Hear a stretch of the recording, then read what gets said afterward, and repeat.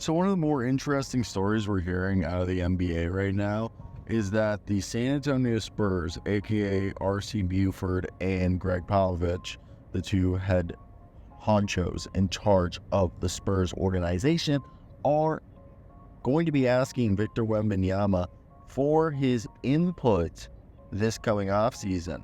So before we start today's video, I want to hear your thoughts down below in the comment section. If you're a Spurs fan or if you're just a Victor Wembanyama fan or even just a basketball fan in general, what do you think about a franchise letting a guy who's going into his second season be a voice in the decision-making process, 20-year-old?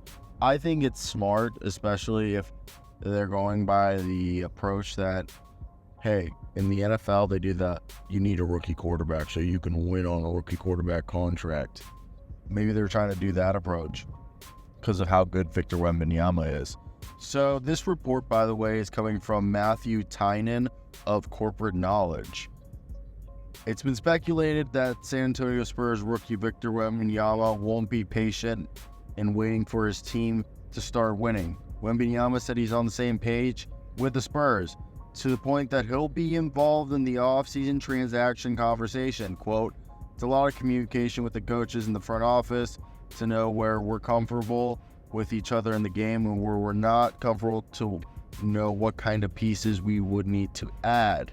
It's a lot of discussion because the GM, the front office, they know their job. They can do almost anything with what we got today, but it's a matter of how well they understand us, the players and the coaches, about where we want to go and how we want to develop, said Victor Wembanyama when asked if he'll have any input in the decision in the offseason moves. Now, Wembanyama also noted that he and the Spurs front office and coaches are all on the same page as far as moving forward. Quote, oh yeah, and yeah, this is a good thing. I feel like there's no internal fights between us, so it's good. It's the right way for the future, which, I mean, if you guys know the Spurs are a really well-ranked organization. And going into free agency, we know Paul George is the big kahuna, and I don't think Paul George is going to go to San Antonio. It's more likely he stays in LA, and if he does leave, it's Philadelphia or going back to Indianapolis. But I think if we look at the rest of the free agents, are there anybody they could sign, or sign to do kind of a Houston Rockets turnaround, or do they do a trade for somebody and get rid of their young players? Like, I think Keldon Johnson, Devin Vassell, Jeremy Sohan, and Victor Wembanyama, Zach Collins, and Trey Jones. That's like a good a group of dudes to have around. All you need, like, Trey Jones is a backup point guard who only plays like 14 minutes a night, is actually very solid. Zach Collins is a backup big, very solid. So now you get a big next to Vic, and then you get yourself like Keldon Johnson off the bench maybe, or even him starting at small forward isn't that bad. And I think if we look at the free agency, shout out Hoops Hype. I work at Hoops Hype, USA Today's Hoops Hype, and we have a free agency ranking, list. Go check it out. And on there, obviously, Tyrese Maxey, Paul George, LeBron top that list. Pascal Siakam more than likely is staying with Indiana. Same thing with OG Anunoby. So when we start to look further down the list, who realistically could be a guy that ends up going there? Obviously, I don't think DeMar DeRozan's coming. Is Tobias Harris, who's, a reliable, versatile combo forward, who's a scorer, who can shoot from all three levels, handle the ball well, and isn't that bad at defense, pretty versatile. Not saying he's elite, but he's serviceable. Could that be a type of guy that they want to go after? We know Drew Holiday's probably staying in Boston. They could go after Miles Bridges if they're, with the off-court issues aside. He's posted great numbers in his return season. He's a versatile, player who can literally play the 2, the 3, even the 4, thanks to his skill, athleticism, size, willingness to rebound. He's a good off-ball player who can cut and slash, as well as being an off-the-dribble shot creator for himself. So that's a big thing. And then center-wise, I feel like Nick Claxton would be a great fit. They could probably get him like on $18 million, $17 million a year, do like a 2-year deal. Having a guy who can switch the guard ball handlers next to Vic, and who's a good finisher and rebounder. Imagine Victor Wembanyama and Claxton. That would be freaking crazy.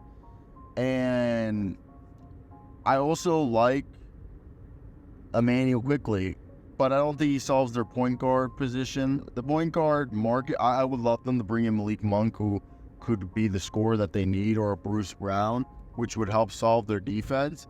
But that would be awesome. And I think Clay staying. I think another guy in Golden State, another guy I think they could go after is Jonas Valanciunas, who could be kind of cheap, or a Buddy Hield. I think those are all guys.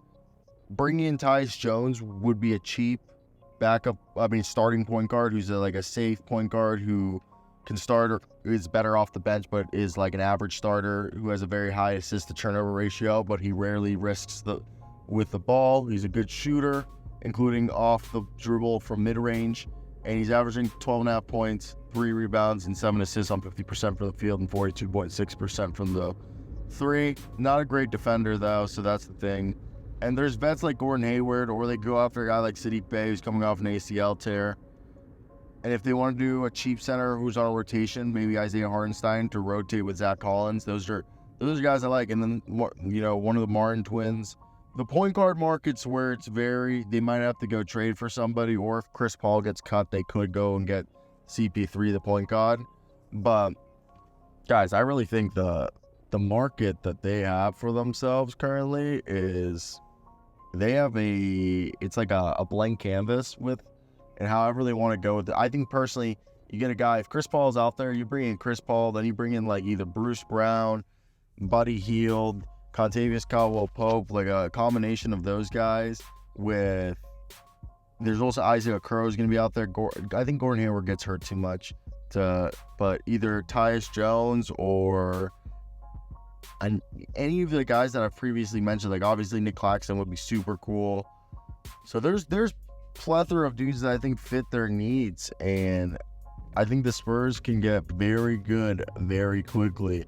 And that's why they know with the money that they have available before they have to pay Victor Wembanyama, it's going to be very easy to build a good team if they make the right acquisitions. And like Victor said, because they're getting to know him now and stuff, I think that's the biggest thing that they're trying to figure out is how good are the players that they have there. And I think the guys that I mentioned are the ones that they should keep. I want to hear your thoughts if you're a Spurs fan, but I'm excited. And the idea of getting more three-point shooting, more shot creation, that's why I said Malik Monk, getting those guys who can create, who can make plays and really help the Spurs be a winning team sooner rather than later. I think the biggest thing is shooting, shot creation, and just defense, like on the perimeter. I think they have the interior defense, and then getting maybe a true big that can start next to and be a committee with Zach Collins.